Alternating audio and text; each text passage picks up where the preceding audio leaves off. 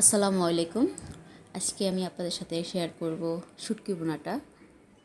তো এই শুটকি বোনায় আমি এই যে মলা মাছের শুটকি নিয়েছি, সাথে নিয়েছি আপনার বাঁশপাতা আর হচ্ছে পোয়া মাছের হিদল শুটকিটা। তো এই মলা মাছের শুটকিটা আমি কিছুক্ষণ ভেজে নিচ্ছি। এটা দেখানোর কারণ হচ্ছে যে আমাদের রান্নাঘরে তো এগুলো আশেপাশে থাকেই গৃহিণী যারা। যাক, তো পোয়া মাছের শুটকিটা আমি টালবো না, আর মলা মাছের শুটকিটা টেলে নিচ্ছি হচ্ছে এটা একটা গ্রান যতক্ষণ পর্যন্ত না বের হয় ততক্ষণ পর্যন্ত আমি এটা একটু ভেজে নিব।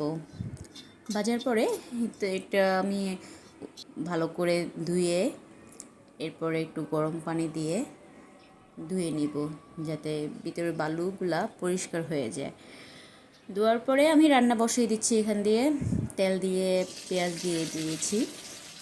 পেঁয়াজ কিছুক্ষণ আমি ভেজে নিব। এটা এই শুটকি বোনাটা আমার হাজব্যান্ডটা কয়েকদিন ধরেই খেতে চাচ্ছিলেন, তো সময়ের জন্য আমি করে দিতে পারিনি। তো আজকে একটু সময় হলো, যার জন্য ভাবলাম করে দেই। এই যে পেঁয়াজটা আমি ভালো করে ভেজে নিচ্ছি, সাথে একটু লবণও দিয়ে নিলাম। লবণ দেওয়ার পরে পেঁয়াজটা একটু সফট হয় তাড়াতাড়ি। তো কিছুক্ষণ ভাজার পর আমি এখানে একটু জিরা বাটা আর রসুন বাটা দিলাম। রসুন বাটা দিয়ে নেড়ে চেড়ে আমি একটু সাথে হলুদ দিয়ে দেবো ওটার সাথে।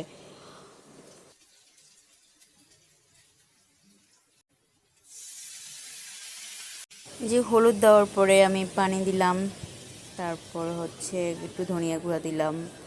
ধনিয়া গুঁড়া দিয়ে মরিচ গুঁড়া দিচ্ছি বেশি করে। শুটকিটা একটু ঝাল ঝাল খেতে পছন্দ, তো সবাই সবার মতো করে দিবেন, যে ঝাল যেমন খান। আমার কাছে ঝালটাই ভালো লাগে শুটকির মধ্যে। মরিচটা বেশি করে দিয়ে আমি ভালো করে মশলাটা কষিয়ে নিচ্ছি। মশলাটা ভালো করে কষানো হলে আমি এখানে শুটকি দিয়ে দিব।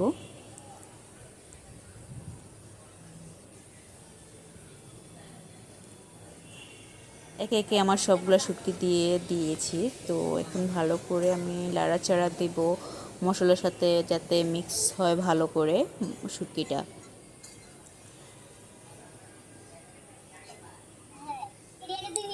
শুটকিটা যখন একটু ভালো করে লাড়াচাড়া দিয়ে মিশে যাচ্ছে মশলার সাথে, তখন আমি একটু রসুন দিয়েছি।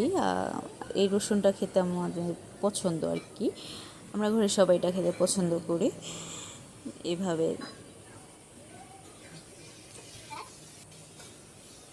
আরও একটু পানি দিয়ে দিচ্ছি, কারণ আমার এখানে মশলা সাথে শুটকির সাথে রসুনও সিদ্ধ হতে হবে।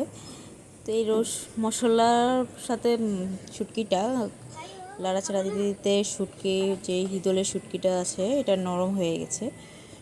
এখানে আমি কাঁটাগুলো বেছে বেছে ফেলে দিচ্ছি। নরম হয়ে যাওয়ার পরে কাঁটাটা, মাঝখানে যে কাঁটা থাকে এটা পুরো আলাদা হয়ে যায়। তো আমি বেছে বেছে অনেকগুলোই কাঁটা ফেলে দিয়েছি। তো ভালো করে লাড়াচাড়া দিচ্ছি। লাড়াচাড়া দিয়ে দেখি কোথাও আছে কি না।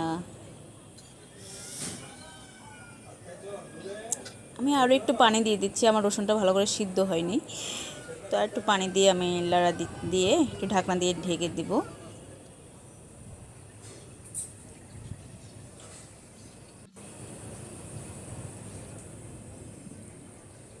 তারপর আবার ভালো করে লাড়া দিয়ে আমি ঢেকে দিয়েছিলাম।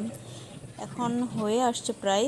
আমি লবণটা দেখি যে একটু কম হয়ে গেছে, লবণটা আর একটু দিয়েছি। দিয়ে আরও ভালো করে অনেকক্ষণ জাল দিয়ে পানিটা শুকিয়েছি। এই তো এটা আমার শুটকির ফাইনাল লুক।